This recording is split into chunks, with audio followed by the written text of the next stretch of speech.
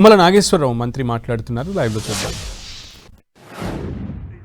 అది పేదలకి సన్నబియ్యం కోసం రైతులకి బోనస్. ఏ రైతుకి కూడా ఎకరంలో పంట పండితే 25,000 రూపాయలు ఎంఎస్పి కాకుండా బోనసే వచ్చి ఈరోజు ఆనందంగా ఉంటున్నారు. భవిష్యత్తులో కూడా ఆయన ఆలోచన అదే. చిరుధాన్యాలకో, ఆయిల్ గింజలకో, లేకపోతే వేరే పప్పు ధాన్యాలకో ఏ పంట అయితే మనం దిగుమతి చేసుకుంటున్నామో ఆ పంటలకు కూడా మీరు ఆలోచన చేయండి. మేధావులు, రైతాంగం, రైతు సంఘాలు చెప్పండి. వాటికి కూడా బోనస్ ఇచ్చి రైతును ఆదుకోవాలనేది ముఖ్యమంత్రి గారి కోరిక.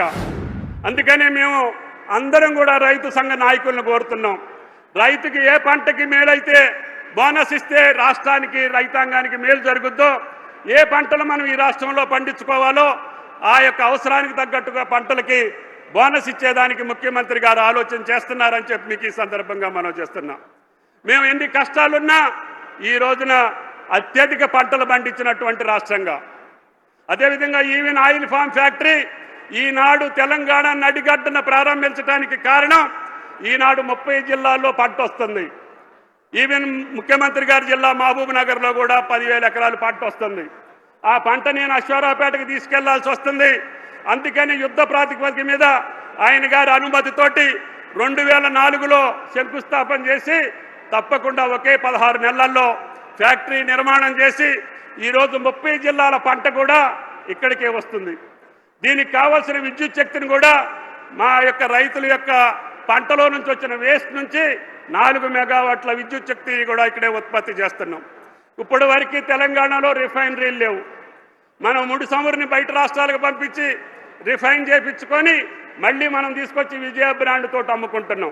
ముఖ్యమంత్రి గారిని అడగగానే అన్న రిఫైనరీ కూడా పెట్టించేయని చెప్పి ఈరోజు పెద్ద మనసుతోటి 50 కోట్లతోటి ఇదే ప్రాంగణంలో రిఫైనరీ కూడా శంకుస్థాపన చేశారు అని చెప్పి మీకు ఈ సందర్భంగా మనం చేస్తున్నాం.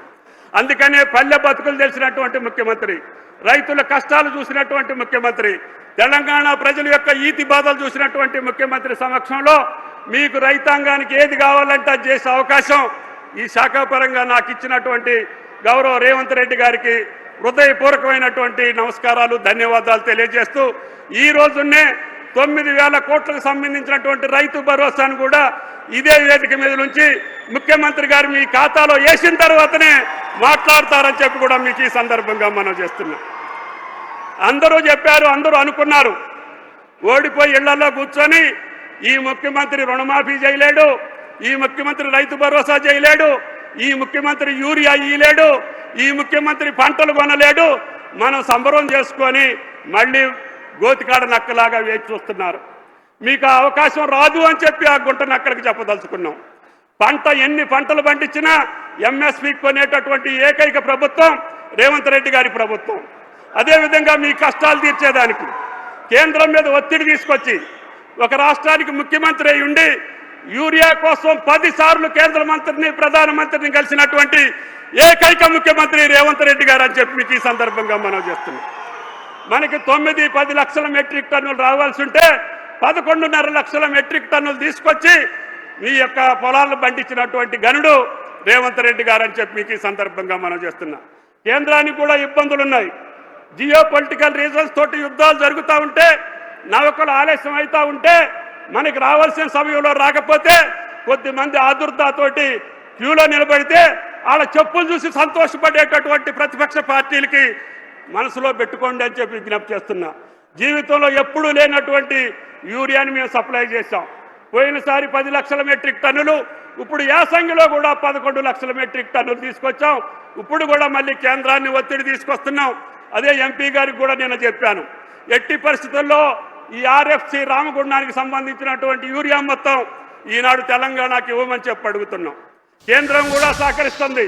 ఈ ఆయిల్ ఫామ్ పంటకు కూడా సబ్సిడీ ఇచ్చే దాంట్లో ప్రధానమంత్రి యొక్క సహకారం కూడా ఉంది. అందుకనే తెలంగాణ 30 జిల్లాలని పచ్చబడాలంటే పామాయిల్ పంట వేయాలి, నా రైతు సంతోషంగా ఉండాలి, నా రైతు కష్టాలు తీరాలి, నా రైతు బిడ్డలు ఈరోజు అగ్రగామిగా నిలబడాలి అని అంటే రేవంత్ రెడ్డి గారి రాజ్యంలోనే అది సాధ్యపడుతుంది.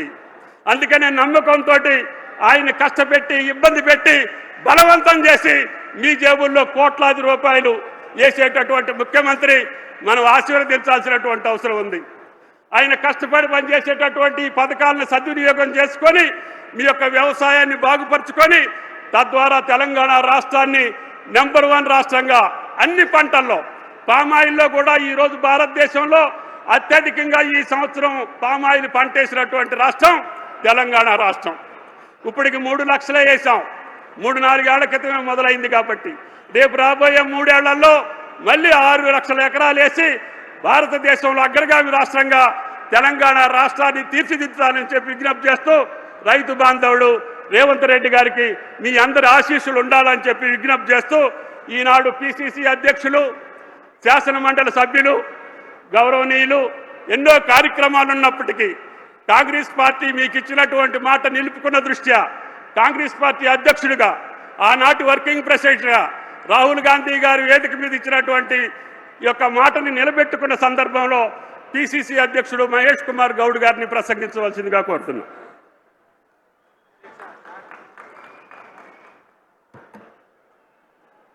రైతుల పక్షపాతి, యావత్ దేశంలోనే ఒక మేటి రైతు ప్రభుత్వాన్ని నడుపుతున్నటువంటి మాన్య ముఖ్యమంత్రి శ్రీ రేవంత్ రెడ్డి గారు, వ్యవసాయ శాఖ మాత్యులు తుమ్మల నాగేశ్వరరావు గారు, వేదికపైనటువంటి మంత్రులందరికీ, ఎమ్మెల్యేలు, ఎమ్మెల్సీలు, ఎంపీలందరికీ, మీ అందరికి కూడా నమస్కారాలు.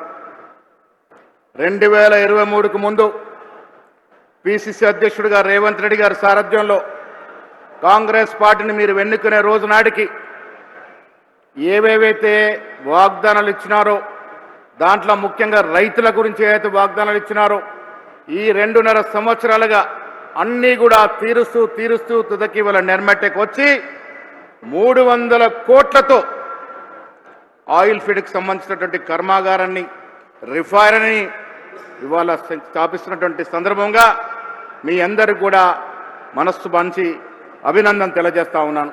మిత్రులారా, ఎవరిని చెప్పినా రేవంత్ రెడ్డి గారికి ఒక విజన్ ఉంది, ఒక దూరదృష్టి ఉంది. ముఖ్యంగా రైతుల పట్ల ఈ రాష్ట్రంలో రైతులకి ఏ విధంగా ఆదుకుంటే యావత్ దేశంలో ఒక మేటి రాష్ట్రంగా అవతరించబోతామో అది తెలుసున్న ముఖ్యమంత్రి గారు వివిధ కార్యక్రమాలు ఇస్తూ రైతుల్ని ఆదుకున్నటువంటి సందర్భం. దాంట్లో భాగంగానే వాళ్ళ చెప్తా ఉన్నాను, కాంగ్రెస్ పార్టీ సోనియా గాంధీ గారు ఒక మాట ఇస్తే మాటకు కట్టుబడి తెలంగాణ ఇచ్చినటువంటి సందర్భం. ఇవాళ రేవంత్ రెడ్డి గారు రైతులకు ఒక మాట ఇస్తే ఆ మాట కట్టుబడి ఇన్ని కార్యక్రమాలు ఇస్తున్నటువంటి సందర్భం.